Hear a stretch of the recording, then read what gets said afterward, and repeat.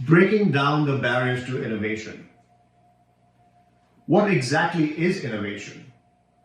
We all hear about innovation in the business setting. The word innovate is a Latin word that means into new. According to dictionary, innovation means introducing something new. To introduce means to introduce something brand new, which is a better version from the previous. There's a lot of buzz and fuss about innovation, especially during the pandemic. But don't let this hype distract you. Focus on what can be done in your business or your enterprise, and how you can evolve your business culture to constantly innovate and stay relevant. Business Week mentions making innovation work is the single most important business issue of the era. Economists recently mentioned innovation is now recognized as one of the most important contributors to economic growth. Forbes says innovate or die. So why is innovation important? Innovation has a lot of potential for every organization, and every business can benefit from it because it creates efficiencies, growth, effectiveness, and maintains competitive advantage. The number of methodologies an organization can adapt to achieve innovation and benefit from it. We, however, need to dive into this later in the presentation. And I will also share with you how we are dealing with that as ENO8, one of the businesses that I own. The bottom line is we need to continue to innovate and invest a portion of our budget focused on this endeavor.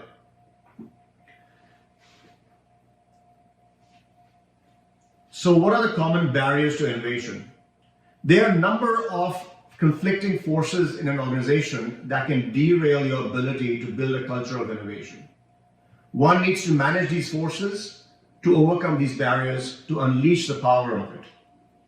There's structural inertia, a chain of command, the hierarchy, the silos that we create within an organization that can impede innovation within an organization.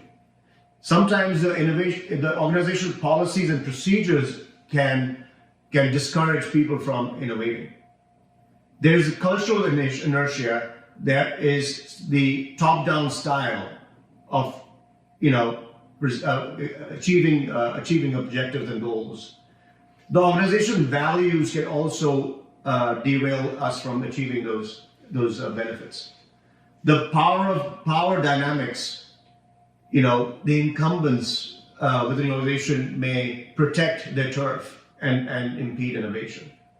The cognitive inertia is the mental model that a top management may limit the ability for the next layers to innovate. The decision-making priorities and decision-making inabilities can also impede the ability to innovate. The action that comes from the dominant forces of an organization can also impede innovation. The competitive resources within an organization that are fighting for attention can also impede innovation. There's a lot of stuff that can happen in an organization that can stop innovation from happening. So how does one make innovation work in an existing organization? We feel there are 4 stages in the innovation cycle. One is the idea generation. The other one is the idea adoption, the idea development, and idea implementation. Each stage needs to factor in external conditions, organizational constraints, and resource constraints to make that possible. But overall, that leads to innovation leadership, innovative organizational culture for innovation, and innovative process management that ensures that we are able to create a culture of innovation within the organization. There are 3 main roles that one needs to manage within the company and enterprise. A corporate leader who needs to be the sponsor, a project leader who's the closest to the problem that needs to spearhead innovation in that area, and the culture that supports innovation to make it happen at all times, not just for one particular instance, but needs to be a continuous process, a journey that one is continuously investing in improving. The corporate leader's job is to provide the vision for where the organization is going and where are these opportunities that one needs to encourage within the organization for innovation. It needs to establish and monitor the innovative goals, set the metrics for innovation within the organization, and create an innovation portfolio of opportunities that one needs to focus on. The leadership's role is to coach and consult the people within the organization to create the discipline and encourage that behavior. It needs to support and provide the resources to make that possible. Managing the inter-unit the dynamics is a critical portion a leader needs to manage to ensure that they are being encouraged. Developing that culture and sort of monitoring the performance of that culture by default and by design is extremely important. Instead of having a scenario where a culture does not let innovation set in. The roles of the project leaders need to create and build innovation teams, hire people who are not scared of questioning the status quo. They are looking for those opportunities themselves and are trying to find better ways to do things. Developing and motivating that team creates that dynamic that makes things possible. It encourages collaboration. It also generates new ideas. It creates and enhances the capabilities of the team. It also finds growth opportunities for the team members to grow into new responsibilities and new responsible areas. It creates new business cases and use cases of scenarios how we can find improvements within the customer journey or product manufacturing workflow, whatever those areas of influence can be.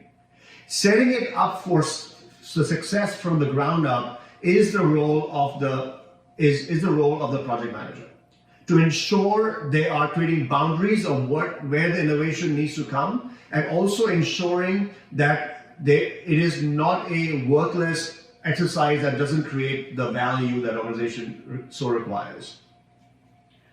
The culture is extremely important.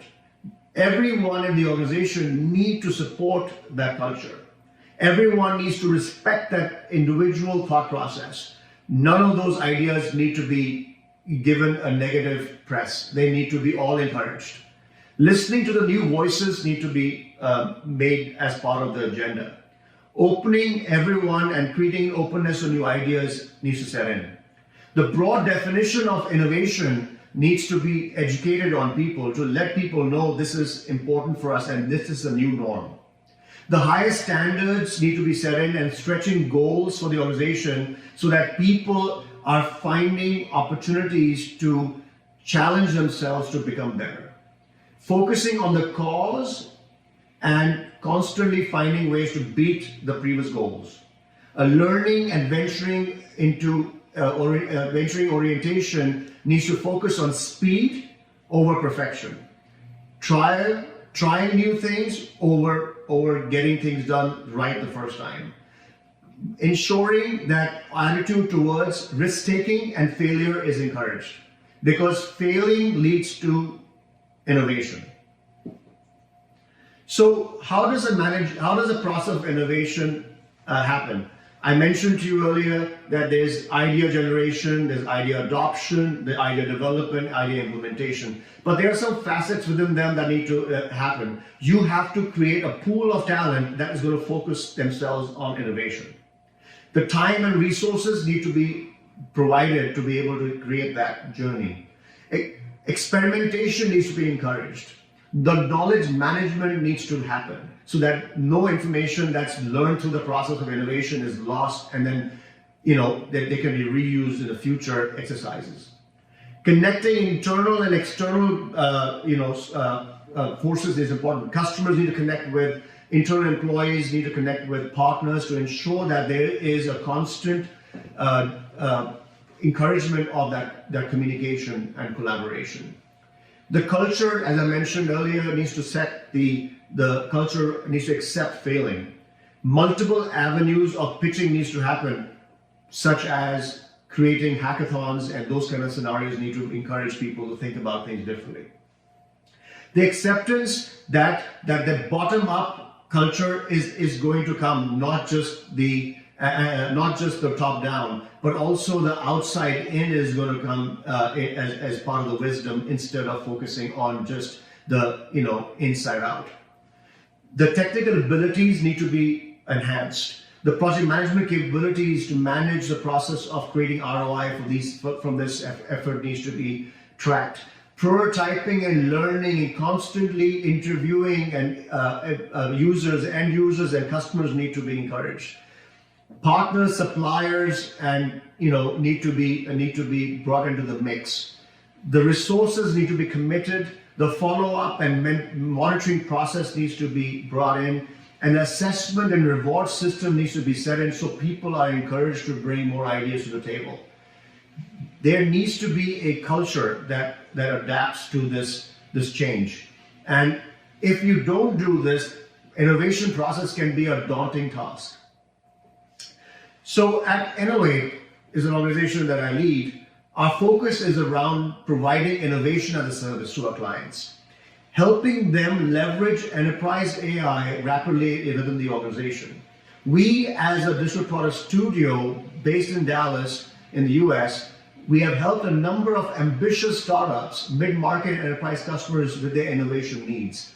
We have created a proprietary innovation process that amalgamates the agile, lean, and design thinking to help accelerate the innovation in any organization of any size.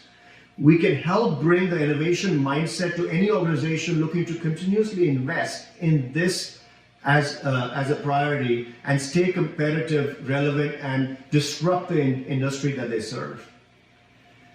The concept and delivery of new digital product often comes with many challenges. By leveraging proven methodology and combining that with our own experiences at ENO8, we've been able to transcend over the challenges and create something extremely amazing for any organization that wishes to grow and improve. So I mentioned that we're using the three titans within our unique process. Unfortunately, I'm not able to share the process since the slides are not being shared on this recording. But I want to mention that the three titans are design thinking, which explores the problem, lean way of thinking, which builds on the right thing, and the agile methodology that focuses on building the thing right for the first time. So taking the best from each of these methodologies and best practices has enabled us to create and ideate new ideas, prototype them, test them, and start building that within any organization quickly and helping them encourage, and adapt to change and create the market expectations and acceptance rapidly. So what is design thinking?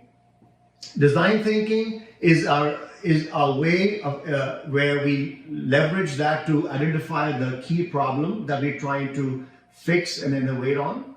We consider factors such as user persona, product features, process, age groups, other demographics that go into shaping the problem. It is all factored in to analyze the end user data and the feedback that we gain from them and leveraging analytics to create a definition of how strategy or innovative strategy can be developed and how successful we can make it with any solution. Defining the solution requires us to leverage user journey mapping that looks at the existing way of doing things and finding those opportunities to see how we can create those improvements within that map. Before developing anything or investing any more time into innovation, one needs to understand the customer and the expectations of that particular, let's say, digital product. The design experience ensures that users engaging the systems are continuously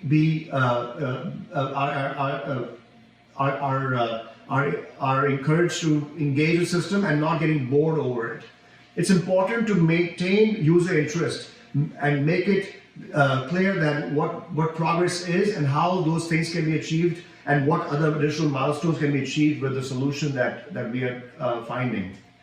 Prototyping the solution is extremely important to ensure that we are continuously testing and evaluating the results, and cultivating a culture of failing to ensure that each solution builds on the learnings of the past and improves on it. Each iteration is going to ensure that it becomes better over time. Listening to the end user feedback with an open mind and continuously monitoring metrics and measuring is extremely important, because what we measure typically improves. Creating a system of start, stop, improve exercise helps ensure that every iteration we learn from and we create new objectives for the next iteration to follow. So the continuous feedback layer ensures the improvements are happening and increases the likelihood of success with the new solution. The ability to adapt and overcome challenges that come across while interfacing with the user base, it creates the inputs that one requires to make things better. Breaking down the process of developing the solution into an iterative process where we define sprints, 1 or 2 week-long sprints or a series of sprints to help create those improvements to get more further user validation and feedbacks are important. The innovation process needs to be time-bound, focused, and effective, and exit rules needs to be brought in and established early, so we understand when the innovation process may not be providing the results that we need. We need to bail out and probably find other opportunities to invest in, instead of continuously investing in the same process that may not be leading to the results that we so desire. So all these three mindsets of lean mindset, design thinking, and agile mindset align the business users and customers to a common purpose of the organization. It defines the actionable strategy. It sets the course. It explores those problems and opportunities that we may come across which will impede that growth, and create the possible solutions that an organization needs to consider in improving themselves. The act of lean ensures that we are investing right, and the act of using agile makes sure that the solution is being developed correctly. Hopefully, some of the learnings from this presentation today you can leverage on, and I'll be happy to answer any questions. I'll encourage you all to reach out to me on LinkedIn, and love to connect and see if I can help you in any which way. Thank you so much.